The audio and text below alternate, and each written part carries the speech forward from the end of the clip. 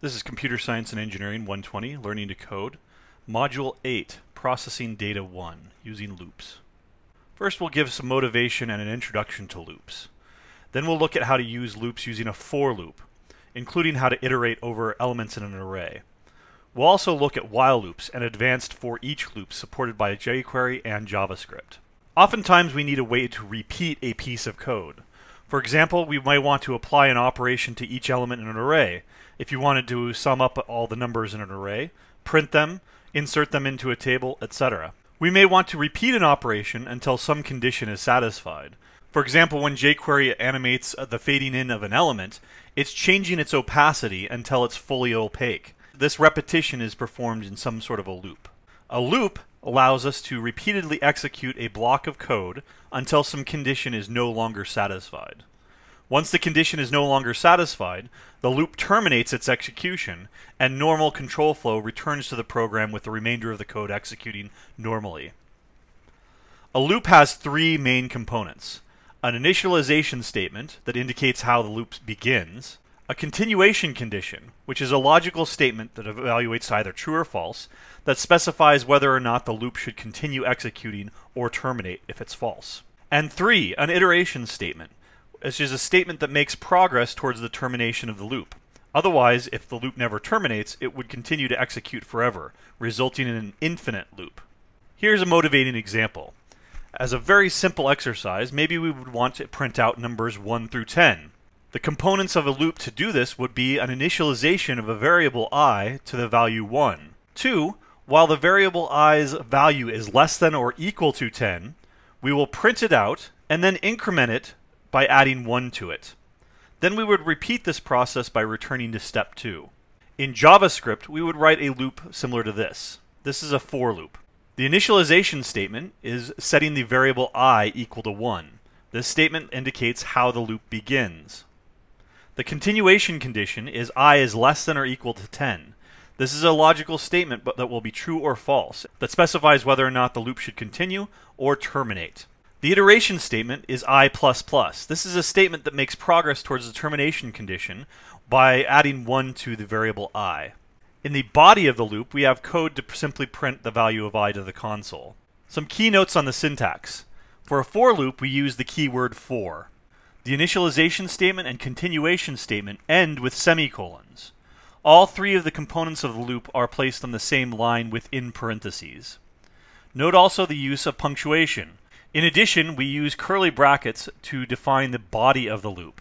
All the code inside these brackets will be executed on each iteration of the loop. We have some new syntax here. There are iteration operators. I++ adds 1 to the variable I. I subtracts 1 from the variable I. You can also add or subtract values other than 1 by using the following syntax. I plus equals 5 would add 5 to the variable, and I minus equals 5 would subtract 5 from the variable. Values or even expressions other than 5 can also be used. Recall that array elements are indexed starting at 0. The first element is at index 0. The length of an array can be found using the .length property. Therefore, the last element is at array.length minus 1, because we begin at 0.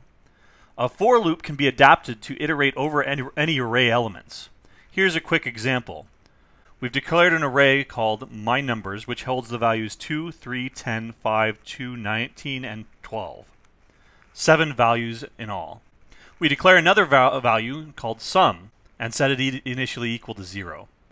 Then the way that we iterate over each element in the array is to create a for loop. We have an index variable I that begins at 0 because the first element will be at index 0. While I is strictly less than the length of the array, we will execute the following code. Each iteration will add 1 to the value of I.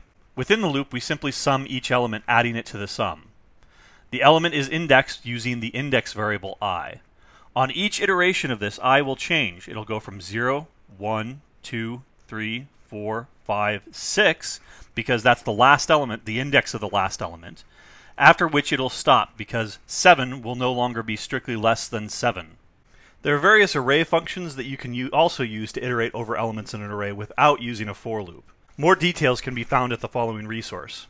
However, we will not go into it in much detail other than to take a look at this example. In JavaScript, arrays have a function called reduce, which allows you to pass it another function that will handle each value in the array. Here, pval and cval stand for the previous value and the current value. Also passed into the function are the index of the array, of the element currently being looked at by the function and the original array. The syntax can look a little weird the first time you see it, but once you get used to using this kind of syntax, it becomes second nature. An alternative is to use a while loop. It has the same three parts, but they're located in different areas. The initialization statement comes before the loop. Instead of using the keyword for, we use the keyword while. The iteration statement is done within the loop, and the continuation condition is applied to the while keyword. Here's an example. The initialization of our variable I occurs before the loop even begins. While I is less than or equal to 10 is our continuation condition. Inside the loop body, we are still printing the value of I, but at the end of the loop, we're iterating it. Any while loop can be rewritten as a for loop and vice versa. Often the difference is only semantics or syntax, which one is more natural to use in which situation. Usually you use a while loop when you don't know how many iterations are necessary up front. For example, while we have not reached the end of an input, continue processing it. That is, we may not necessarily know how big the input is prior to actually processing it. As another example, for each element in the array, we know exactly how many elements are in the array, so we can use a for loop instead. jQuery also provides a function called each, which can be applied to any selector result or a traditional array.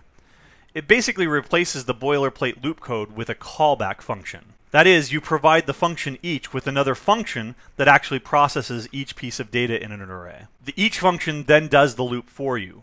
It passes each element in the array to the function that you gave it for processing. Consider the following example that achieves the same thing as before. $.each, we pass it two arguments. The first argument is the array that we want to process. The second argument is a function. That function takes two values, the index and the value of each element in the array. Within that function, we simply sum them up.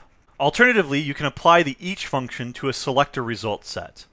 The first argument in this case is omitted, and we simply pass it a function to process the results. For example, we can select all paragraphs. The function each will pass each paragraph element into the function that you give it. All we're doing here is printing the inner HTML of each element into the console. Note that the element that we just used is a normal DOM element. It's not a jQuery object. In particular, it has no text function like a jQuery object would. You can get around this by using the following trick. You can take any normal DOM element and change it into a jQuery object by simply wrapping it in a selector call. Here's the same code, but instead of retrieving the inner HTML directly, we transform the element into a jQuery object, and now we're able to call the text function. Many developers believe that using plain JavaScript is preferable to using a library like jQuery.